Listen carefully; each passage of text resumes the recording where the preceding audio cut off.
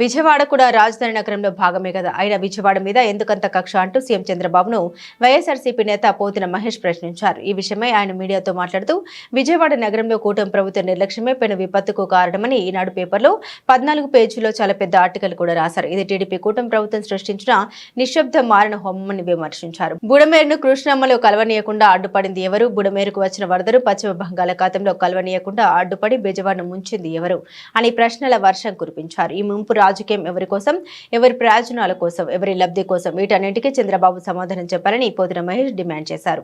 అందరికీ నమస్కారం. విజయవాడ నగరాన్ని ముంచేసింది ఎవరు?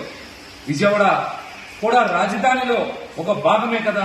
అయినా కూడా విజయవాడ నగరం మీద మీకు ఎందుకంత కక్ష?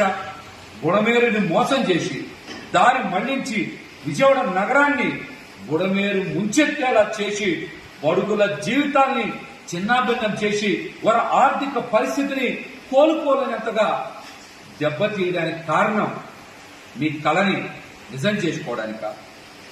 ఎవరి ప్రయోజనాల కోసం ఇదంతా చేస్తున్నారో చెప్పాలని మేము ముఖ్యమంత్రి చంద్రబాబు నాయుడు గారిని ప్రశ్నిస్తా ఉన్నాం.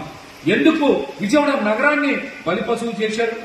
విజయవాడ నగరంలో గతంలో ఎన్నడూ కూడా ఇలాంటి విపత్తు చూడలేదే.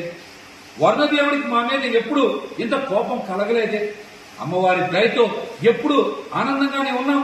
కానీ మీకు మా మీద అంత కోపం ఎందుకు, అంత కక్ష ఎందుకు? చంద్రబాబు నాయుడు గారు, మీరు ఖచ్చితంగా ముఖ్యమంత్రి హోదాలో మాకు సమాధానం చెప్పాలి. విజయవాడ నగర చరిత్రకి ఎవరైనా సరే వలస వచ్చిన చరిత్రే. విజయవాడ నగరంలో అందరినీ అమ్మవారు ఒకేలాగా చూసింది, ఒకేలాగా వారందరినీ కూడా ప్రేమించింది. అందుకనే విజయవాడ నగరానికి వలస వచ్చామన్నటువంటి భావన పోయి స్థిర నివాసాలు ఏర్పాటు చేసుకున్నారు. దశాబ్దాల తరబడి ఇక్కడే ఉండిపోయారు. కానీ ఈ రోజున సొంతూరును గుర్తు తెచ్చుకొని విజయవాడ నగరం నుంచి వలసలు ఇతర ప్రాంతాలకి వాళ్ళ స్వస్థలాలకి వెళ్లిపోతున్నారంటే ఈ ఘోర సంఘటనని మేము చూడలేకపోతాం. మా బాధని వ్యక్తం చెయ్యలేకపోతా ఉన్నాం.